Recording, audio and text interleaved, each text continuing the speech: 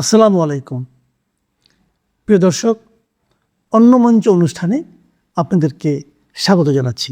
আমরা একটা কঠিন সময় অতিক্রম করছি।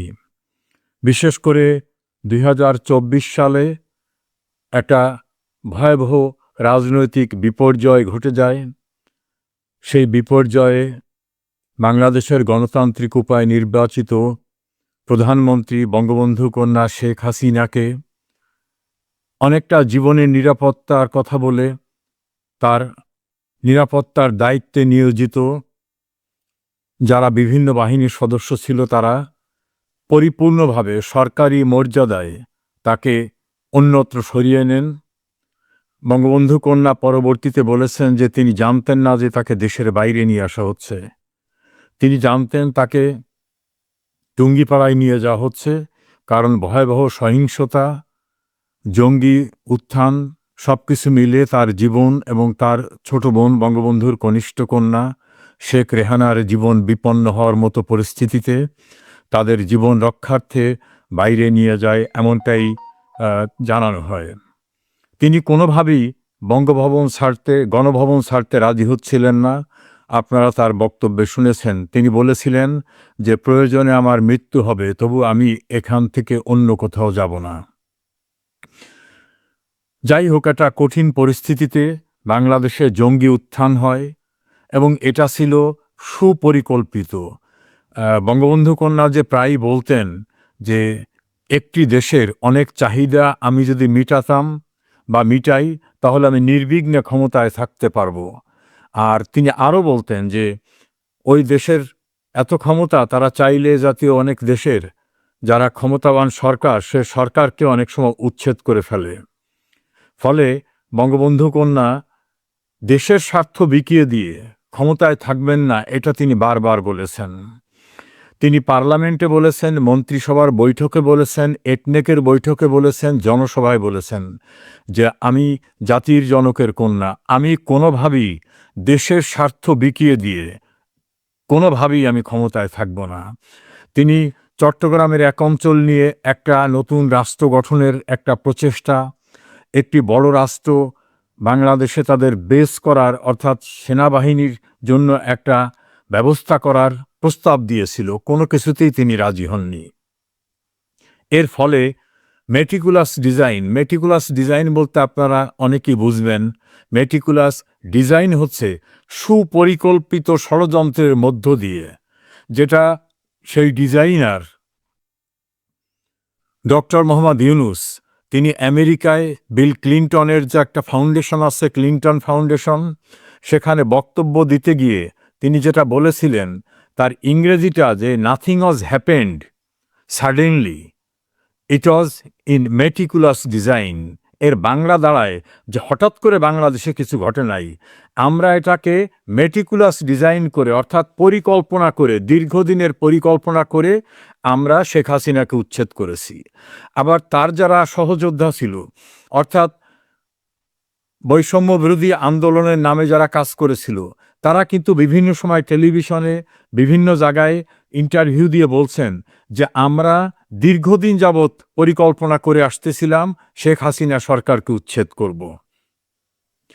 ছাত্র শিবিরের একজন সভাপতি, তিনি তো বললেনই যে আমাদের টার্গেট গণভবন বঙ্গভবন ছিল না, আমাদের টার্গেট ছিল শেখ হাসিনা। অর্থাৎ শেখ হাসিনাকেই মেরে ফেলা ছিল তাদের টার্গেট। যেটা প্রধানমন্ত্রী শেখ হাসিনা বারবার বলেছিলেন, সেটাই কিন্তু বাস্তবে প্রতিফলিত হচ্ছিল, যে তারাও স্বীকার করছিল। আবার সেই কথিত আন্দোলনের অনেক নেতারা কিন্তু বারবার বলছিল যে আমরা যদি মেট্রো রেলে হামলা না করতাম, আমরা যদি পদ্মা সেতুতে হামলা না করতাম, আমরা যদি পুলিশকে মেরে না ফেলতাম, তাহলে কি আন্দোলন এত সহজ হতো? অর্থাৎ বাংলাদেশের একটা গণতান্ত্রিক উপায়ে নির্বাচিত সরকারকে উচ্ছেদ করার জন্য যা যা করা দরকার, পুলিশ হত্যাসহ রাষ্ট্রীয় সম্পদ ধ্বংস করা, জঙ্গি আস্তানা গড়ে তোলা, সেই সন্ত্রাসী কায়দায় হামলা করা, এই সমস্ত ঘটনা যে তারা ঘটিয়েছিল, এটা এখন আর আমাদের বলার অপেক্ষা রাখে না। এখন তারা নিজেরাই বলেছেন। আপনারা যারা ফেসবুক দেখেন, টেলিভিশনের টকশো দেখেন, সেখানে নিশ্চয়ই আপনারা এগুলি দেখেছেন। অর্থাৎ একটা সুপরিকল্পিত ষড়যন্ত্রের মধ্য থেকে শেখ হাসিনা সরকারকে উচ্ছেদ করার যে পরিকল্পনা ছিল, যেটা শেখ হাসিনা বারবার বলছেন, তখন অনেকে বলতেন না না এগুলো ঠিক না, শেখ হাসিনা এগুলো বলেন উনি ক্ষমতায় টিকে থাকার জন্য। কিন্তু বাস্তব ঘটনা ঘটে যাওয়ার পরে এবং সেই ঘটনার সংগঠক যারা, তারা যখন নিজেরাই ইন্টারভিউ দিয়ে বললেন যে হ্যাঁ আমরাই এসবগুলো করেছি, যেমন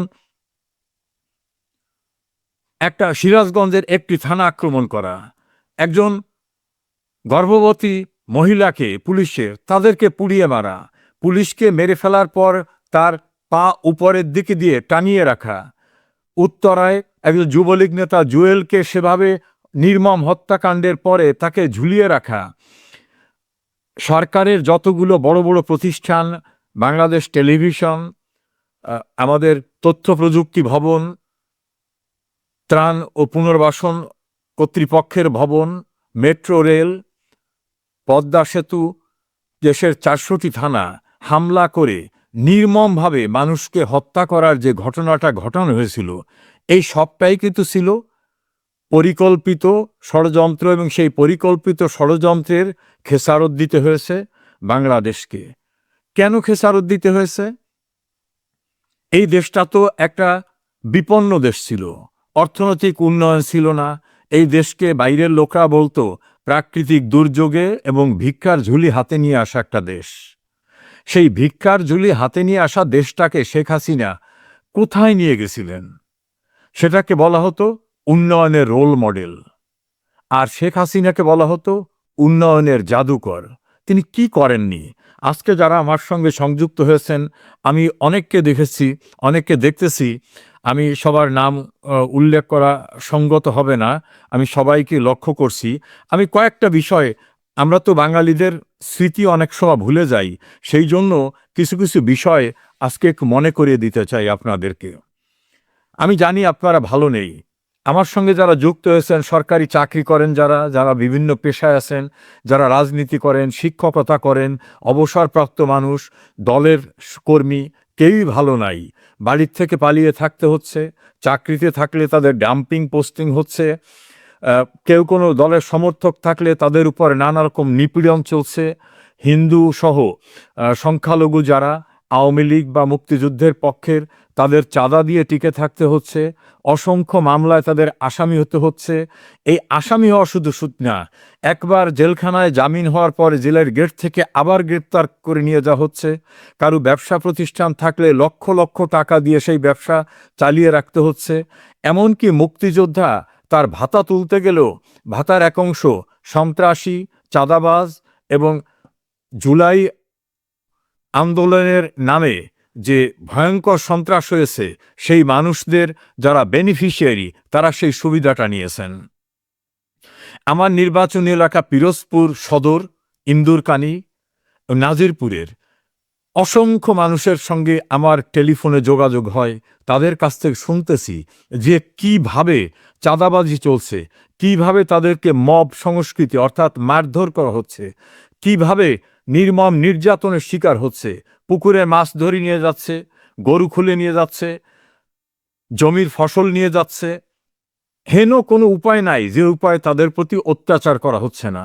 আবার কখনো পুলিশকে দিয়ে গ্রেপ্তার করার ভয় দেখাইয়া টাকা নেওয়া হচ্ছে, অথবা তাদেরকে পুলিশকে দিয়ে তুলে নেওয়ার পরে সমঝোতা করে লাখ লাখ টাকা নিয়ে ভাগাভাগি করে তারপর তাদেরকে ছেড়ে দেওয়া হচ্ছে, অথবা বড় মামলায় দেব না এ কথা বলে তাদের কাছ থেকে টাকা নেওয়া হচ্ছে। হেন অত্যাচারের শেষ নাই। আমার নিজ উপজেলা শ্রীরামকাঠির একমাত্র শুধু একটি শ্রীরামকাঠি বন্দরে, আমার নিজ উপজেলা নাজিরপুরের শ্রীরামকাঠি বন্দর থেকে 1 কোটি টাকার উপরে চাঁদা আদায় করা হয়েছে। একইভাবে শেখমাটিয়া, বাবুরহাট, গাউখালী, বৈঠাকাটা, দিঘিরজান, দীর্ঘা, চাঁদকাঠি, হেন জায়গা নাই। পিরোজপুর সদরের বাজার, পিরোজপুর সদরের ব্যবসায়ীরা ইন্দুরকানীতে আওয়ামী ঘরানার হতে পারে বা হিন্দু সম্প্রদায়ের এমন কোনো ব্যবসায়ী নাই যাদেরকে চাঁদা দিতে হয়নি, এবং সেটা তারা প্রকাশ্যভাবে নেয়। এবং যদি দিতে না চাওয়া হয় তাহলে তাদেরকে নানা রকম হয়রানির শিকার হতে হবে। কাউকে কাউকে বলা হচ্ছে আপনার বিরুদ্ধে তো একটা মামলা রেডি করা আছে, আপনার নামটা দিয়ে দেব। তা আপনি এই মামলায় আসামি হলে আপনি স্কুলের টিচার অথবা আপনি অন্য কিছু, আপনি তো টিকতে পারবেন না, আপনার জেলে যেতে হবে, চাকরি চলে যাবে। একজন হিন্দু হেডমাস্টার আমাকে বললেন যে তাকে বলা হলো যে আপনি কত টাকা বেতন পান। উনি একটা সংখ্যা বললেন, বলে আপনারাই তো মন্ত্রীর সঙ্গে ঘুরতেন, এমপির সঙ্গে ঘুরতেন, আপনি হিন্দু মানুষ, আওয়ামী লীগের সঙ্গে জড়িত, তা আপনাকে যদি আসামি দিয়ে আপনি গ্রেপ্তার হবেন, গ্রেপ্তার হলে আপনি জেলে যাবেন, জেলখানায় গেলে আপনি চাকরি থেকে সাসপেন্ড হয়ে যাবেন, অর্থাৎ আপনাকে চাকরির থেকে বিরত রাখা হবে। তা আপনি চাকরির থেকে যদি বহিষ্কার হন তাহলে আপনি বেতন পাচ্ছেন না, আবার জেলে যেতে হবে, ওর চেয়ে বেতনের এক অংশ আমাদের প্রতি মাসে দিতে হবে। তিনি অনুপায় হয়ে বললেন যে আমি তো একজন শিক্ষক, আমি তো যখন যারা ক্ষমতায় আসে কোনো এমপি মন্ত্রী থাকলে তাদের সঙ্গে তো সামাজিক বা রেওয়াজ অনুযায়ী থাকতে হয়। তিনি বললেন যে না, এসবে হবে না, আপনাকে টাকা দিতে হবে। একজন বীর মুক্তিযোদ্ধা হিন্দু, তিনি বললেন যে আমার মুক্তিযোদ্ধা ভাতাটা উঠাবার পরে আমাকে ডেকে নিয়ে একটা ঘরের ভিতর নিয়ে বলা হলো, কাকু, এই যে টাকাটা নিয়ে যাচ্ছেন বাড়ি, আমরা তো ইচ্ছা করলে সবটাই রেখে দিতে পারি, আপনার যদি টাকা নিতে হয় আমাদের অর্ধেকটা দিতে হবে। ইউনিয়নের চেয়ারম্যান, মেম্বার, ব্যবসায়ী, পরিত্রাণ কেউ পায়নি। পরিত্রাণ পাওয়ার সংখ্যা অত্যন্ত সীমিত। অধিকাংশদেরকে টাকা দিয়ে নানাভাবে সমঝোতা করে এলাকায় আসতে হয়েছে অথবা তার বাড়িঘর রক্ষা করতে হয়েছে। এই ভয়ঙ্কর পরিস্থিতির মধ্য থেকে আপনারা টিকে আছেন। এটা শুধু যে আমার নির্বাচনী এলাকা পিরোজপুরে তাই না, এটা সারা বাংলাদেশের চিত্র। এটা পিরোজপুরের 7টি উপজেলায় একই চিত্র, এর বাইরেও একই চিত্র। কোনো কোনো জায়গায় যেমন স্বরূপকাঠিতে নির্বাচিত চেয়ারম্যানদেরকে বারবার গ্রেপ্তার করা হচ্ছে, আবার গ্রেপ্তার হওয়ার পরে জামিনে বের হলে আবার সেখান থেকে তাদেরকে নতুন করে আবার তাদেরকে গ্রেপ্তার করে নতুন মামলায় দেওয়া হচ্ছে। এই ভয়ঙ্কর পরিস্থিতির ভিতর থেকে আপনাদের সবাইকে জীবনযাপন করতে হচ্ছে, এটা আমার নলেজে রয়েছে, আমি এ বিষয়টা অবহিত। কিন্তু আমাদের দুর্ভাগ্য যে এই পরিস্থিতিতে আমাদের এই মুহূর্তে ধৈর্যের সঙ্গে সবাইকে ঐক্যবদ্ধভাবে সম্মিলিতভাবে অপেক্ষা করতে হবে সুদিনের জন্য। পবিত্র ধর্মেও বলা হয় যে ইন্নাল্লাহ মা সাবিরিন, অর্থাৎ সবরকারীকে আল্লাহ পছন্দ করে। এমনি প্রচলিত কথায়ও আছে যে ধৈর্য ধরে সুসময়ের জন্য অপেক্ষা করতে হবে। আপনারা মনে রাখবেন, অন্ধকার কিন্তু চিরস্থায়ী না, রাত চিরস্থায়ী না, অবশ্যই দিন হবে। একটা গাড়ির চাকা যখন ঘোরে, সাইকেলিক ওয়েতে ঘুরতে ঘুরতে উপরের অংশ কিন্তু নিচে যায়, নিচের অংশ উপরে আসে। আমাদের বাঙালি জাতির ইতিহাসের সবচেয়ে গৌরবময় অর্জনের যে সূতিকাগার, যেখান থেকে কেন্দ্র, সেই কেন্দ্রটা আমাদের ঢাকার ধানমন্ডির 32 নম্বর সড়কে বঙ্গবন্ধু ভবন, যে ভবন থেকে বাঙালি জাতির জন্য সমস্ত ভালো ভালো পরিকল্পনা নেওয়া হয়েছে। যেমন ভাষা আন্দোলনের সঙ্গে সম্পৃক্ততা, 1966 সালের 6 দফা আন্দোলনের সঙ্গে সম্পৃক্ততা, 68 সালের আন্দোলন, আইয়ুবের মার্শাল্লাহ বিরোধী আন্দোলন, 69-এর গণ অভ্যুত্থান, 70-এর নির্বাচন, বাঙালি জাতিকে মুক্তি দেবার জন্য কিভাবে ছাত্র সংগ্রাম পরিষদ কাজ করবে সেগুলি সহ সমস্ত কিছু যেখান থেকে হয়েছে। যে বাড়িটি বাঙালি জাতির জন্য পুণ্যভূমি, আমাদের পুণ্যস্থান, যেখানে অসংখ্য বিদেশিরা গিয়ে পরিদর্শন বুকে তাদের বঙ্গবন্ধুর সম্পর্কে মন্তব্য রেখেছেন, বঙ্গবন্ধুর ব্যবহৃত সব কিছু রয়েছে, বঙ্গবন্ধু মারা গেলেও তার সমস্ত কর্মকাণ্ডের দলিল দস্তাবেজ রয়েছে, তার ব্যবহৃত পোশাক পরিচ্ছদ রয়েছে, বঙ্গবন্ধু পরিবারের সব কিছু রয়েছে। সেই বাড়িটাকে 71 সালে পাকিস্তানিরাও ধ্বংস করে নাই, 75 সালের খুনিরাও ধ্বংস করে নাই, 90-এর গণঅভ্যুত্থানের সময় ধ্বংস হয়নি। সেই বাড়িটাকেও বিনাশ করে দিয়ে পুড়িয়ে দেওয়া হয়েছে। এরকম ঘটনা সর্বত্র। আমাদের নিজেদের জেলা পিরোজপুর জেলা আওয়ামী লীগের সভাপতি সাবেক এমপি জনাব KM আউয়াল, পিরোজপুর জেলা আওয়ামী লীগের নেতা, পৌর মেয়র ছিলেন হাবিবুর রহমান মালেক, উপজেলা চেয়ারম্যান মুজিবুর রহমান খালেক, জেলা যুবলীগের সাবেক সভাপতি আখতারুজ্জামান ফুলু, সাবেক সাধারণ সম্পাদক গাজী জিয়াউল হাসান, ছাত্রলীগের সাবেক প্রেসিডেন্ট অনিক, সাধারণ সম্পাদক সজল সহ কারো বাড়ি নিরাপদ নাই। পিরোজপুর সদর উপজেলার সর্বশেষ নির্বাচিত উপজেলা পরিষদ চেয়ারম্যান SM বাইজিদ হোসেনের বাড়ি সহ আমাদের নেতা কর্মীদের কারু বাড়ি, কারু ব্যবসা প্রতিষ্ঠান কোনোটাই নিরাপদ না। আমি সবার নাম এই মুহূর্তে বলতে পারছি না। একই অবস্থা ইন্দুরকানী উপজেলায় আওয়ামী লীগের এবং মুক্তিযোদ্ধাদের।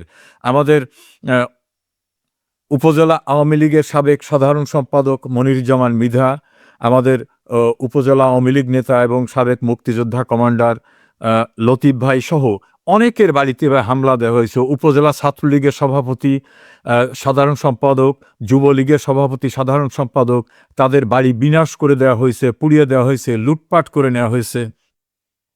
এবং এত মিথ্যা মামলা যে সে মিথ্যা মামলার ভার বইতে পারছে না। বিশেষ করে ইন্দুরকানীতে মিথ্যা মামলার পরিমাণটা উপজেলা অনুপাতে সবচেয়ে বেশি। আমাদের ইন্দুরকানী উপজেলা যুবলীগের সভাপতি আব্দুর রাজ্জাক এখনও কারাগারে। উপজেলা আওয়ামী লীগ, ছাত্রলীগ, যুবলীগ, স্বেচ্ছাসেবক লীগের অনেক নেতারা কারাগারে। পিরোজপুর সদর উপজেলার বিভিন্ন পর্যায়ের আওয়ামী লীগের নেতৃবৃন্দ, আওয়ামী লীগ, ছাত্রলীগ, যুবলীগ, স্বেচ্ছাসেবক লীগ, কৃষক লীগের নেতাদের বিরুদ্ধে অসংখ্য মামলা, গায়েবী মামলা হচ্ছে, যে আদৌ যে জাতীয় ঘটনা ঘটেনি সেই জাতীয় মামলা হচ্ছে। এবং যে মামলার ঘটনা বহু আগে বিনাশ হয়ে গেছে, নতুন করে সেই মামলাকে আবার নতুন করে সামনে নিয়ে আসা হয়েছে। এমনভাবে মামলার পরিমাণ অতীতে কেউ কখনো দেখেছে কিনা যে মিথ্যা মামলার একটা রেকর্ড, তারা সমস্ত রেকর্ডও ছাড়িয়ে নিয়েছে। এইরকম একটা পরিস্থিতি পিরোজপুর সদর উপজেলায়। নাজিরপুর উপজেলা আমার নিজ জন্মস্থান। নাজিরপুর উপজেলায় এমন ঘটনা ঘটছে যে একটা ঘটনা নিয়ে পূর্বে একটা মামলা হয়েছিল, সেই মামলায় পুলিশ তদন্ত করে রিপোর্ট দিয়ে দিয়েছে যে এই ঘটনা সত্য না। পরবর্তীতে যে তারিখের ঘটনা দেখিয়ে পূর্বে মামলা করা হয়েছিল, ওর পরের দিনের ঘটনা দেখিয়ে আবার একটা মামলা করা হয়েছে।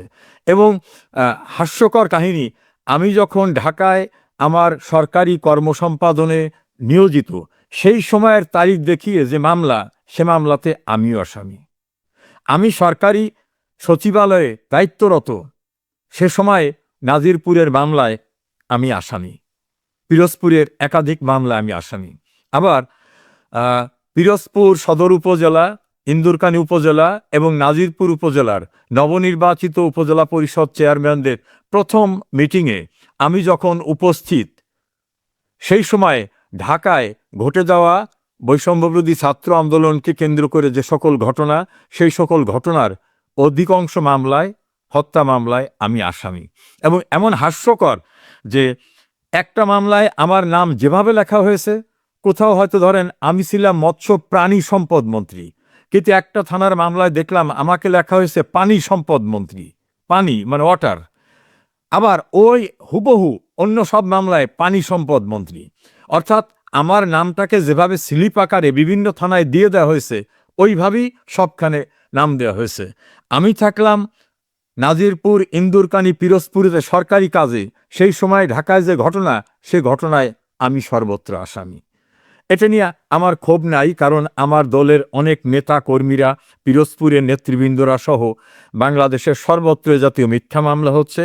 মাননীয় প্রধানমন্ত্রী বঙ্গবন্ধু কন্যা শেখ হাসিনাকেও তো 413টি হত্যা মামলায় তিনি আসামি।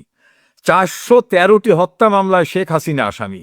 মনে হয় যে রকেটের গতিতে তিনি সারা বাংলাদেশের সর্বত্র গিয়ে এই হত্যাকাণ্ড সংগঠিত করেছেন।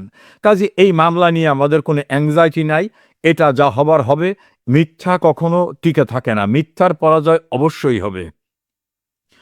আমার নাজিরপুরের, পিরোজপুরের, ইন্দুরকানীর সহ বিভিন্ন জায়গার এমন সব নেতাকর্মীরা মামলা আসামি হয়ে পালিয়ে বেড়াচ্ছেন, অমানবিক অবস্থায় আছে, না খেয়ে আছে, গা ঢাকা দিয়ে আছে। অনেক জনপ্রতিনিধিরা তারা তার সংশ্লিষ্ট উপজেলায়, ইউনিয়নে, পৌরসভায়, যার যার জায়গায়, কেউ চেয়ারম্যান, কেউ উপজেলা চেয়ারম্যান, বিভিন্নভাবে কেউ কোথাও আসতে পারতেছেন না। আর এই ফাঁকে তাদের পরিবর্তে সেখানে বসিয়ে দেওয়া হচ্ছে প্রশাসক, অথবা দায়িত্ব দিয়ে দেওয়া হচ্ছে অন্যকে। মানে জনপ্রতিনিধিদের কিভাবে হয়রানি করা যাবে সেগুলো করা হচ্ছে। আবার কেউ মামলা করার পরে স্টে অর্ডার পেলে আবার সেই স্টে অর্ডার সুপ্রিম কোর্টে স্থগিত করাবার জন্য, অথবা স্টে অর্ডার পরেও তাদেরকে ভয় দেওয়া হচ্ছে যে এসব করলে বড় বড় মামলায় পড়ে যাবেন। তখন অনেকের বাধ্য হয়ে নানাভাবে তাদের টিকে থাকার চেষ্টা করা হচ্ছে। এটা আমি একটা সংক্ষিপ্ত চিত্র বললাম। আমাদের পিরোজপুরের একজন গৌরবময় অধ্যায় রচনাকারী বীর মুক্তিযোদ্ধা, যিনি একসময় জুডিশিয়ারিতে ছিলেন, আমার অত্যন্ত শ্রদ্ধাভাজন ব্যক্তি, আমি লক্ষ্য করছি তিনিও আমাদের লাইভ প্রোগ্রামটা ওয়াচ করছেন, আমি কৌশলগত কারণে তার নাম উচ্চারণ করলাম না। আপনারা যারাই আছেন সবার প্রতি আমার গভীর শ্রদ্ধা। বাংলাদেশটা যারা যুদ্ধ করে অর্জন করেছিল, আমাদের আওয়ামী লীগের কেন্দ্রীয় নেত্রী এবং জাতীয় সংসদের সাবেক হুইপ সঞ্জিদা আপা, তিনি আমাদের সঙ্গে সম্পৃক্ত হয়েছেন। আমি সবাইকে আন্তরিক ধন্যবাদ এবং শুভেচ্ছা জানাচ্ছি। বাংলাদেশ ছাত্র ইউনিয়নের সাবেক সভাপতি দীপক শীলকে দেখছি, আমাদের চট্টগ্রামের আইনজীবীরা, বিভিন্ন পর্যায়ে আইনজীবীরা সম্পৃক্ত হয়েছেন। আমি যেটা বলছিলাম যে এই বাংলাদেশ নামক রাষ্ট্রটি ৩,৫০০ বছরের ইতিহাসের, ৩,৫০০ বছরের ইতিহাসের। এই ৩,৫০০ বছরে বাংলাদেশ কখনো পূর্ণাঙ্গ স্বাধীনতা পায়নি। অনেকে অনেক কথা বলেন, এই আমলে হয়েছিল, এই আমলে হয়েছিল। যারা ইতিহাসের চর্চা করেন তারা খুঁজে দেখবেন কখনোই বাংলাদেশ স্বাধীন ছিল না, খণ্ডিতভাবে স্বাধীন ছিল। ৪৭ সালের স্বাধীনতা কি আমাদের স্বাধীনতা ছিল? না। এর পূর্বে যে স্বাধীনতা নামে ব্যক্তটা ছিল ২০০ বছরের ব্রিটিশ শাসন আমলে, না। তার পূর্বের যেটা ছিল আসলে না। এজন্য বাঙালি জাতিকে প্র্যাকটিক্যালি, মানে প্রকৃতপক্ষে স্বাধীন করার জন্য একটা স্বপ্ন দেখেছিলেন এখানকার অনেক নেতারা। সেই নেতাদের স্বপ্নটা বাস্তবায়নের জন্য কেউ ঐক্যবদ্ধভাবে কাজ করতে পারেননি। আমি যদি উল্লেখযোগ্যভাবে বলি, আমাদের মজলুম জননেতা মাওলানা আব্দুল হামিদ খান ভাসানী, গণতন্ত্রের মানস পুত্র হোসেন শহীদ সোহরাওয়ার্দী, শেরে বাংলা একে ফজলুল হক থেকে শুরু করে ও তার পূর্বে এবং তারপরে অনেকেই অনেক অধ্যায় রচনা করার চেষ্টা করেছেন, কিন্তু প্র্যাকটিক্যালি কেউ কিভাবে কি করা যাবে এটা করে উঠতে পারেন নাই। সেই সময়ে আমাদের ভিতরে জন্ম নিয়েছিল একজন মহামানব, আল্লাহর প্রেরিত মহামানব আমি বলবো। তিনি আমাদের বাঙালি জাতিকে, ভাষাভিত্তিক বাঙালি জাতিকে একটা ঐক্যবদ্ধ জায়গায় নিয়ে আসছিলেন, যে বাঙালি জাতীয়তা বোধে উদ্বুদ্ধ করে। তার সূচনা হয়েছিল ৪৭ সাল থেকে। তিনি শুরু করে ভাষা আন্দোলন, ৬ দফা আন্দোলন, ৬২ সালের হামিদুর রহমান শিক্ষা কমিশন আন্দোলন, ৬৮ সাল থেকে শুরু করে আইয়ুব বিরোধী আন্দোলন, ৬৯-এর গণ অভ্যুত্থান, ৭০-এর নির্বাচনের মধ্য থেকে তিনি বাঙালি কি চায় এই ম্যান্ডেটটাকে বিশ্বের কাছে তুলে ধরার চেষ্টা করেছিলেন। ৭০ সালে বাঙালি ভোট দিয়ে দেখালো যে না, আমরা চাই, আমাদের যারা প্রতিনিধি হবেন আমরাই তাকে নির্বাচিত করছি। তখন পাকিস্তানি শাসক গোষ্ঠী নানা অজুহাতে জনগণের প্রতিনিধির কাছে যখন ক্ষমতা হস্তান্তর করলো না, নানা অজুহাতে ঘুরাতে থাকলো, তখন বঙ্গবন্ধু বললেন যে আমি শুধু পূর্ব পাকিস্তানের নেতা না, আমি অখণ্ড পাকিস্তানের মেজরিটি পার্টির নেতা। আমাকে দায়িত্ব দিতে হবে। আমি দায়িত্ব নিয়ে জনগণের জন্য শাসনতন্ত্র রচনা করব, মানুষের সমতা ভিত্তিক ব্যবস্থা করব, স্বাধিকার অধিকার আদায়ের ব্যবস্থা করব। তারা দিল না। এক পর্যায়ে তারা নানা অজুহাত দিয়ে সংসদ অধিবেশন ডেকেও সেটা বন্ধ করে দিল। আমি লক্ষ্য করছি, আমার আর একজন শ্রদ্ধেয় ব্যক্তি নিহার মণ্ডল দাদা, আপনি সংযুক্ত হয়েছেন, আপনাকেও আন্তরিক ধন্যবাদ। জাহাঙ্গীর সহ শিশির, অনেকেই সবাই সম্পৃক্ত হয়েছেন, সব ধন্যবাদ। বঙ্গবন্ধু তখন কি করা যায় এটা নিয়ে তিনি মাওলানা আব্দুল হামিদ খান ভাসানী থেকে শুরু করে বঙ্গবন্ধুর সহকর্মী যারা জাতীয় চার নেতা সহ অন্যান্যদের, এবং যে নিউক্লিয়াস ছিল ছাত্রদের নেতৃবৃন্দ, তাদের সঙ্গে তিনি বৈঠক করলেন। বিভিন্ন বৈঠক করে তিনি একটা সিদ্ধান্তে আসলেন যে অহিংস আন্দোলনের মধ্য থেকে আমাদের অধিকার প্রতিষ্ঠিত করতে হবে। বঙ্গবন্ধু সেই প্রক্রিয়ায় গিয়ে যখন অগ্রসর হতে চাইলেন, তখন দেখলেন না, ওই যে একটা কথা আছে, চোরে না শোনে ধর্মের কাহিনী, তারা কোনো কাহিনী শুনবে না। এইরূপ পরিস্থিতিতে বঙ্গবন্ধু যখন কঠিন পদক্ষেপ নিতে যাবেন, তিনি তার সহকর্মীদের সঙ্গে আলাপ আলোচনা করলেন। সেই সময় নির্বিচারে শুরু করা হলো বাঙালি নিধন যজ্ঞ।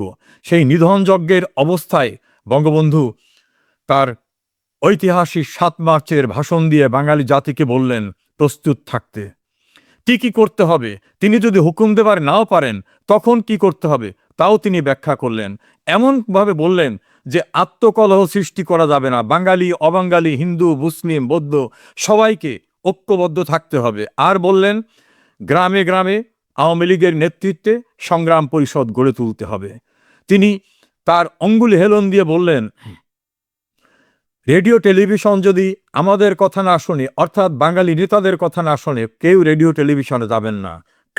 কলকারখানার শ্রমিকদের যাতে বেতন দিয়ে দেওয়া হয় সেটা তিনি নির্দেশ করলেন। প্রত্যেকটা কলকারখানা মালিক শ্রমিকদের বেতন দিয়ে দেবেন, অর্থাৎ মানুষের যাতে কষ্ট না হয়। তিনি বললেন আজ থেকে হাইকোর্ট, জজ কোর্ট, কোর্ট কাছারি কিছুই চলবে না।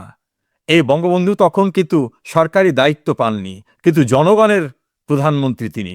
তার অঙ্গুল হেলনিতে ২৪ বছরের একটি সরকারি ব্যবস্থা নতজানু হয়ে পড়ল ধানমন্ডি ৩২ নম্বর রোডে বঙ্গবন্ধু ভবনের সামনে। তিনি হয়ে দাঁড়ালেন বাঙালি জাতির দণ্ডমুণ্ডের অধিকর্তা। তার কথাই বাংলাদেশ চলা শুরু হলো। পাকিস্তানি শাসন ব্যবস্থা একেবারেই নুয়ে পড়ল।